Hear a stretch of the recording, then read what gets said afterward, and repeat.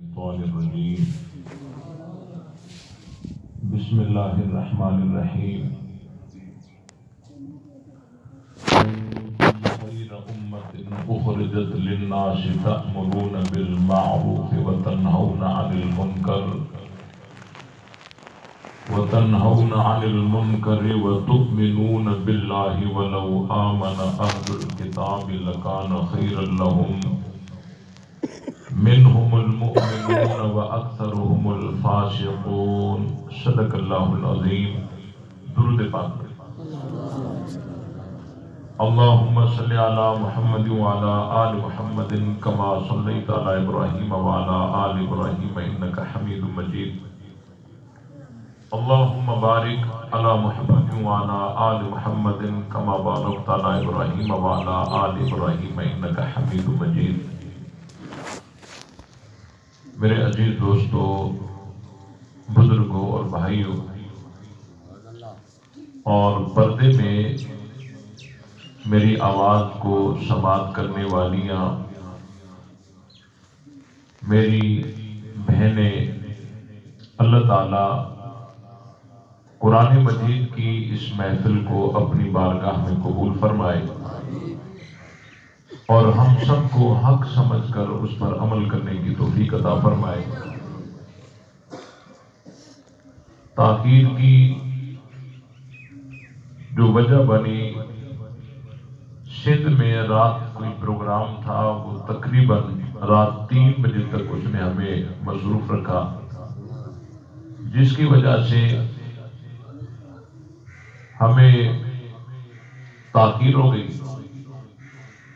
عرب تو ربی بفسق العزائم، حضرت علی رضی اللہ تعالیٰ عنہ فرمایا کرتے تھے، میں نے اپنے ارادوں کے ٹوٹنے سے اللہ کو پہچان لیا. ارادہ کچھ تھا اور ہوا کچھ. اللہ تعالیٰ ہم سب کو حق سمجھ کر اس پر عمل کرنے کی توفیق عطا فرمائے. قرآن مجید میں سے چوتھا پارہ ہے، سورہ آل عمران ہے، آیت نمبر 110 ہے. اس پر چند باتیں میں عرض کروں گا اور اس کے بعد دعا ہوگی. اللہ تعالیٰ نے فرمایا کنتم خیر امت، کہ تم بہترین امت ہو. حضرت حیدری شہید رحمت اللہ علیہ فرمایا کرتے تھے کہ کنتم خیر امت، تم بہترین امت ہو. کیونکہ خیر اور امت یہ مضاف مضاف الیہ، اور اس کا ترجمہ یوں بنے گا، علماء نے بہترین امت بھی لکھا ہے. اور حضرت فرماتے تھے جس طرح کہا جائے کہ یہ امیر قوم ہے، اس کا مطلب یہ ہے کہ یہ ساری قوم امیر ہے، لیکن کہا جائے کہ یہ امیر قوم ہے یعنی ساری قوم میں سے یہ امیر ہے. تو اللہ تعالیٰ فرماتے ہیں کنتم خیر امت، تم بہترین امت ہو، تم بہترین امت ہو. کتنی پیاری بات ہے. اگر کہا جائے کہ یہ امت محمدیہ تمام کی تمام بہترین ہے، یہ بھی درست ہے، غلط یہ بھی نہیں ہے. اگر تمام کی تمام امت محمدیہ بہتر ہے تو پھر بھی مصداق اول کون ہے؟ اول مصداق کون ہے؟ جو پہلے تھے. وہ کون تھے؟ صحابہ اکرام. کون تھے؟ صحابہ اکرام تھے، اور وہ پہلے تھے. کنتم خیر امت، تم بہترین امت ہو. ساری امت بہترین، لیکن جو اول تھے، پہلے تھے، اس امت کی بنیاد تھے، وہ کون تھے؟ صحابہ تو قرآن کی اس آیت کے اولین مصداق صاحب. اور دیکھیں تم بہترین ہو. جس وقت کہ قرآن کی آیت نازل ہو رہی تھی اس وقت نبی پاک صلی اللہ علیہ وسلم کے سامنے بیٹھنے والے اور زمین پر موجود مومنین کون تھے؟ صحابہ اکرام تھے. تو ان کو اللہ نے کہا کہ تم بہترین امت ہو، تم بہترین ہو. تو اس وقت جو مخاطب تھے وہ صحابہ تھے. وہ کیا تھے؟ اگر اس سے پوری امت محمدیہ مراد لی جائے تو غلط وہ بھی نہیں ہے. اگر وہ مراد لیے جائیں تو اس سے اول درجے میں اول نمبر پر پہلے مصداق صحابہ ہیں. اور اگر اس امت میں سے تخصیص کی جائے کہ یہ ساری امت جو ہے اس میں سے تم پھر بہترین ہو، اور وہ کون ہے؟ صحابہ ہیں. اب آگے اللہ نے فرمایا تأمرون بالمعروف، تم بھلائی کا حکم کرتے ہو، وتنہون عن المنکر، اور تم برائی سے روکتے ہو. تم بھلائی کا حکم کرتے ہو اور تم برائی سے روکتے ہو. اور آگے اللہ نے فرمایا وَتُؤْمِنُونَ بِاللَّهِ، اور تم اللہ پر ایمان رکھتے ہو. کتنا لطف ہے. اللہ تعالی ہمیں فرماتا ہے بھلائی کا حکم کرو، برائی سے روکو، اللہ پر ایمان رکھو. لیکن صحابہ کے لیے اللہ بتا رہا ہے کہ تم بھلائی کا حکم کرتے ہو اور تم برائی سے روکتے ہو اور تم اللہ پر ایمان رکھتے ہو. تو جن کے امر بالمعروف کی گواہی اللہ دے اور جن کے نہی عن المنکر کی گواہی اللہ دے اور جن کے ایمان باللہ کی گواہی اللہ دے، وہ کون ہے؟ کون ہے بھئی؟ اب دیکھیں اور گہرائی میں جائیں. قرآن کی اس آیت کی اور گہرائی میں آپ کو لے جاتا ہوں. تم بھلائی کا حکم کرتے ہو، تم برائی سے روکتے ہو. اپنے ذہن کو تھوڑا حاضر رکھیں. تم بھلائی کا حکم کرتے ہو، تم برائی سے روکتے ہو. اگر یوں کہیں کہ جس کا تم حکم کرتے ہو وہ بھلائی ہے، جس سے تم روکتے ہو وہ برائی ہے. سمجھ رہے ہو؟ ذہن کو تھوڑا منطقی بنائیں کہ جس کا تم بھلائی کا حکم کرتے ہو، تم برائی سے روکتے ہو. تم بھلائی کا حکم کرتے ہو، تم برائی سے روکتے ہو. جس کا تم حکم کرتے ہو وہ بھلائی ہے اور جس سے تم روکتے ہو وہ برائی ہے. صحابہ کا جو بھی کام ہے وہ بھلائی ہے. صحابہ نے جس چیز سے روکا ہے وہ برائی ہے. یہ معیار حق ہے. صحابہ جو ہے معیار حق ہے. اور میں آپ کو اس قرآن کی آیت کی گہرائی میں لے جانا چاہتا ہوں. چلو گے؟ اب دیکھیں اللہ فرماتا ہے تم بھلائی کا حکم کرتے ہو اور تم برائی سے روکتے ہو. اب جس سے صحابہ نے روکا ہے وہ برائی ہے اور جس کام سے صحابہ نے نہیں روکا وہ برائی بھی. سمجھ آئی کہ نہیں؟ صحابہ نے برائی سے روکا ہے، صحابہ نے برائی سے روکا ہے اور جن چیزوں سے صحابہ نے روکا ہے وہ برائی ہے اور جن چیزوں سے صحابہ نے نہیں روکا وہ برائی نہیں ہے. تراویح سے صحابہ نے نہیں روکا تو یہ برائی نہیں ہے. اذان دوسری جمعے کی صحابہ نے نہیں روکا یہ برائی نہیں ہے. فجر کی اذان میں الصلاۃ خیر من النوم سے صحابہ نے نہیں روکا یہ برائی نہیں ہے. کیونکہ برائی ہوتی بدعت ہوتی تو گمراہی ہوتی، گمراہی ہوتی تو برائی ہوتی، برائی ہوتی تو یہ ضرور روکتے کیونکہ قرآن ہوتا ہے۔ قرآن کی یہ آیت وہ ہے، اگر کوئی اور حوالہ نہ بھی ہو، کوئی اور کتاب نہ بھی ہو، روافض کے پورے مذہب کو کچلنے کے لیے قرآن کی یہ آیت ہی کافی ہے۔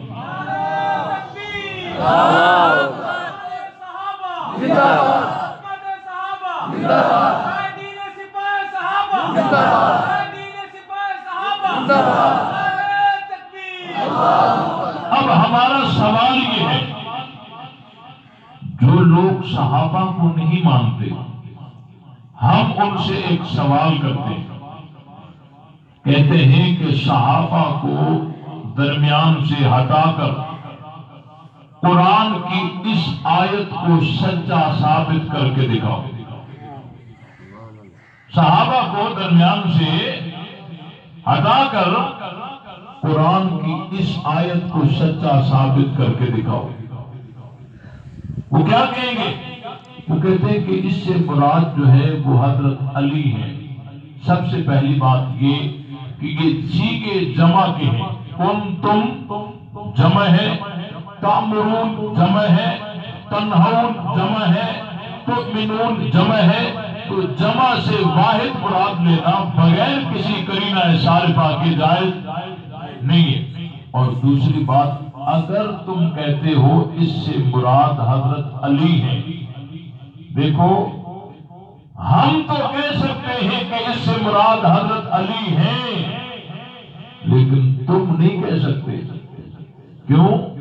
کہ ہمارا عقیدہ ہے کہ واقعی علی نے بھلائی کا حکم بھی کیا اور برائی سے روکا بھی صحیح۔ ہمارا یہ عقیدہ ہے نا، حضرت علی نے بھلائی کا حکم بھی کیا اور برائی سے روکا بھی صحیح۔ اور ان کا عقیدہ یہ ہے کہ علی تو تراویح کو بند نہ کرا سکے، علی تو مدے جیسی عظیم عبادت کو جاری نہ کرا سکے، علی تو جمعے کی دوسری اذان بند نہ کروا سکے، حضرت علی نے تو بہت ساری چیزیں جو صحیح نہیں تھی ان کو سیدھا نہ کر سکے۔ تو ان کے عقیدے کے مطابق علی نے نہی عن المنکر تو کیا ہی نہیں ہے نا۔ یہ تو وہ ہیں جن کو اللہ کہتا ہے تم نہی عن المنکر کرتے ہو، بھلائی کا حکم کرتے ہو، برائی سے روکتے ہو، اللہ پر ایمان رکھتے ہو، تو یقیناً اس میں جہاں صدیق اکبر بھی ہے، جہاں فاروق اعظم بھی ہے، جہاں عثمان غنی بھی ہے، وہاں حضرت علی بھی ہے۔ لیکن ہمارے عقیدے میں، ان کے عقیدے میں نہیں ہے۔ ہمارا سوال باقی ہے کہ صحابہ کو ہٹا کر قرآن کی اس آیت کو سچا ثابت کر کے دکھاؤ۔ یہ حضرت علی کا نام تو لیتے ہیں، لیکن حضرت علی کے عمل سے پریشان بھی بڑے ہیں۔ سمجھ رہے ہو؟ جو اعتراض یہ خلفائے راشدین کے کسی عمل پہ کرتے ہیں، ہم اسی عمل پہ مہر علی کی دکھاتے ہیں، مہر علی کی دکھاتے ہیں۔ بھئی یہ بدعت تھی تراویح، بھئی علی نے بند کیوں نہیں کرائی؟ پھر یہ پریشان ہو کے کہتے ہیں علی کو پہلے نمبر پہ ہونا چاہیے تھا تاکہ ہماری مشکلات میں کچھ کمی ہو جائے، لیکن اللہ نے ان کو آخر میں رکھا۔ اور جو اعتراض یہ جس عمل پہ کرتے ہیں اسی عمل پہ مہر علی کی لگی۔ دور حاضر میں تفصیلات کا وقت نہیں ہے، میں بس چند منٹوں میں اپنی بات کو سمیٹتا ہوں۔ دور حاضر میں یہ بڑی باتیں چلی کہ بھئی باغ فتح کا مسئلہ، یہ مسئلہ، وہ مسئلہ، میں گہرائی میں نہیں جانا چاہتا، وقت اجازت نہیں دیتا، بس آپ کو یہ بتاتا ہوں۔ حضرت فاطمہ الزہرا رضی اللہ تعالی عنہا نے حضرت ابو بکر سے باغ فتح کا مطالبہ کیا۔ حضرت ابو بکر نے جو جواب دیا وہ حق الیقین کے اندر بھی لکھا ہوا ہے اور بخاری شریف کے اندر بھی لکھا ہوا ہے۔ حق الیقین میں باقر مجلسی نے لکھا ہے کہ حضرت فاطمہ الزہرا نے جب مطالبہ کیا تو حضرت ابو بکر نے جو پہلا جملہ کہا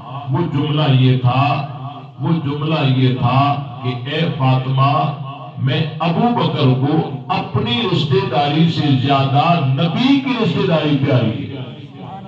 ہر کسی کو اپنے اپنے رشتے دار پیارے ہوتے ہیں نا، لیکن میں ابو بکر کو اپنے رشتے داروں سے بھی زیادہ نبی کے رشتے دار زیادہ پیارے۔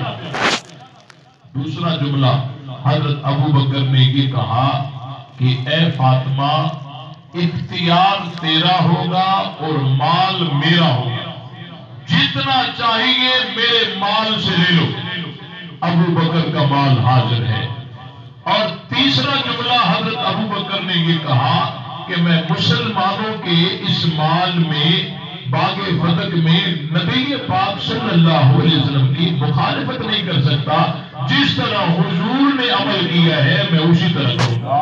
تو حضرت فاطمہ مطمئن ہو گئی اور انہوں نے کہا کہ واقعی ہمارے ابا قرآن و سنت کی مخالفت سے روکتے تھے، مطمئن ہو گئی۔ بھائی اس میں حضرت ابو بکر کا کوئی قصور ہے؟ اب یہ ڈنڈورا پیٹتے ہیں کہ حضرت ابو بکر نے باغ فتح نہیں دیا، نہیں دیا، نہیں دیا، نہیں دیا۔ آؤ بھائی، حضرت ابو بکر نے نہیں دیا۔ دوسرے نمبر پر کون آئے؟ حضرت عمر آئے، انہوں نے باغ فتح دیا؟ کہتے انہوں نے بھی نہیں دیا۔ تیسرے نمبر پر کون آئے؟ حضرت عثمان آئے، انہوں نے باغ فتح دیا؟ کہتے انہوں نے بھی نہیں دیا۔ چوتھے نمبر پر کون آئے؟ حضرت علی المرتضی، انہوں نے باغ فتح دیا؟ انہوں نے بھی نہیں دیا۔ اب جو کام حضرت ابو بکر نے کیا وہی کام حضرت علی نے کیا، دونوں ایک کشتی کے سوار ہیں، اعتراض کرو تو دونوں پہ کرو، نہ کرو تو کسی پہ نہ کرو۔ اب یہاں بڑے پریشان ہیں، پھر سوچ سوچ کے کہتے ہیں علی کو پہلے نمبر پہ ہونا چاہیے تھا، تاکہ جو اعتراض کرتے پیچھے علی کی مہر تو نہ ہوتی، اس لیے زور دیتے ہیں علی پہلے نمبر پہ ہونا چاہیے تھا۔ لیکن قدرت کا فیصلہ یہی تھا کہ جو کام ابو بکر کرے گا، جو فیصلہ صدیق اکبر کریں گے، مہر علی لگائے۔ حضرت علی نے کیوں نہیں کیا؟ اب یہاں میں نے ان کی چھوٹی بڑی کتابیں بہت پڑھی ہیں، اصولی، فروعی، بڑے چھوٹے ذاکرین، ان کو بھی میں نے سنا ہے۔ یہاں آ کر ایسے پھنسے ہیں، ایسے پھنسے ہیں۔ ہمارا سوال ان پر قرضہ ہے کہ علی نے باغ فتح کیوں نہیں دیا؟ اگر حضرت ابو بکر کا فیصلہ صحیح نہیں تھا تو علی اپنے دور میں تو معاملہ سیدھا کر دیتے نا۔ اگر حضرت فاطمہ موجود نہ تھی، ان کی اولاد تو تھی، علی ان کو تو دلواتے۔ تو یہاں آ کر ان کے پاس کوئی جواب تو نہیں بن پڑتا، لیکن وہ کلابازیاں ضرور کھاتے۔ اور بڑے مزے کی بات یہ ہے، وہ سارے ایک جیسی کلابازی بھی نہیں کھاتے، کوئی اس طرف کھاتا ہے، کوئی اس طرف کھاتا ہے، کوئی اس طرف کھاتا ہے، جس سے جو بات بن پڑتی ہے وہ جواب دیتا ہے۔ ایک نے کہا کہ جی حضرت علی نے باغ فتح اس لیے نہیں دیا کہ جی وہ جو حضرت علی ہیں، وہ جو اہل بیت ہے نا، وہ چھینی ہوئی چیز واپس نہیں لیتے۔ سمجھ رہے ہو؟ چھینی ہوئی چیز واپس۔ میں نے کہا علی نے خلافت تو لے لی، خلافت تو لے لی، تم ہی کہتے ہو نا پہلے نمبر پر حق انہی کا تھا، لیکن ان سے چھین گئے، اور چوتھے نمبر پر ان کو دی تو خلافت تو لے لی، باغ فتح کیوں نہیں دیا؟ اور نبی پاک صلی اللہ علیہ وسلم سے مکہ چھینا گیا نا، آپ علیہ السلام نے طاقت بنا کر 10,000 کا لشکر تیار کر کے مکے پہ چڑھائی کر کے مکہ فتح کر کے وہ واپس لیا یا نہیں لیا؟ تو حضور تو لے رہے ہیں، علی بھی لے رہے ہیں، تم کس کھیت کی بولی ہو؟ یہ کتنا اہل بیت پہ جھوٹ ہے کہ اہل بیت جو ہے وہ چھینی ہوئی چیز واپس نہیں لیتے۔ بھئی علی نے خلافت تو لے لی، باغ فتح کیوں نہیں دیا؟ یہ کلابازی ان کے کام نہ آئی۔ پھر کہتے ہیں ایک اور کلابازی کھاؤ، کہتے ہیں جی وہ اہل بیت جو ہے نا، وہ اپنی طاقت اپنے لیے استعمال نہیں کرتے۔ سمجھ رہے ہو؟ اپنی طاقت اپنے لیے استعمال نہیں کرتے۔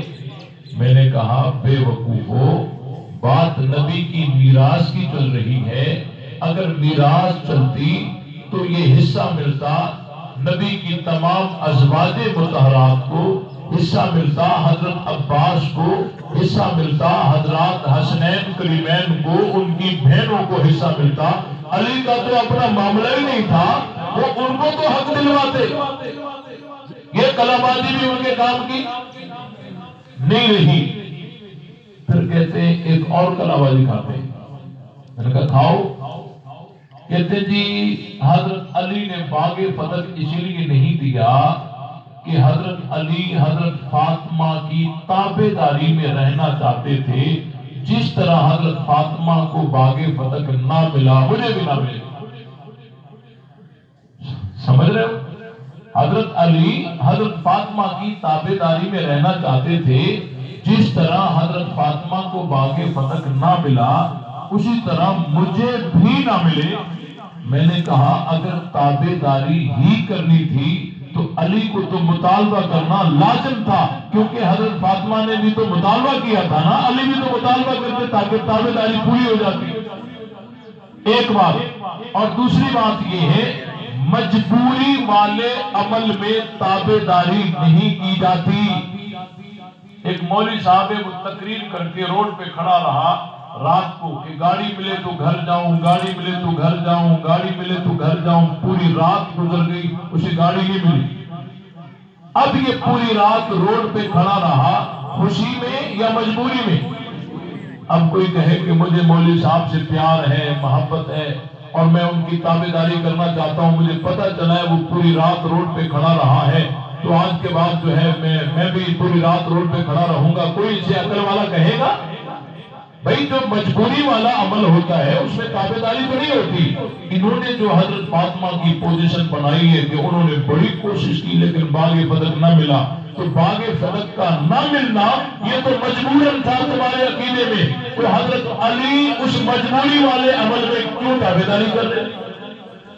اور اگر یہی کہتے ہو تو پھر ابو بکر صدیق کا کیا قصور ہے کہ حضرت ابو بکر بھی تو نبی کی تابعداری سے نکلنا نہیں چاہتے تھے۔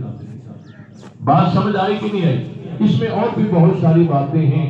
اللہ تعالی ہم سب کو حق سمجھ کر اس پر عمل کرنے کی توفیق عطا فرمائے۔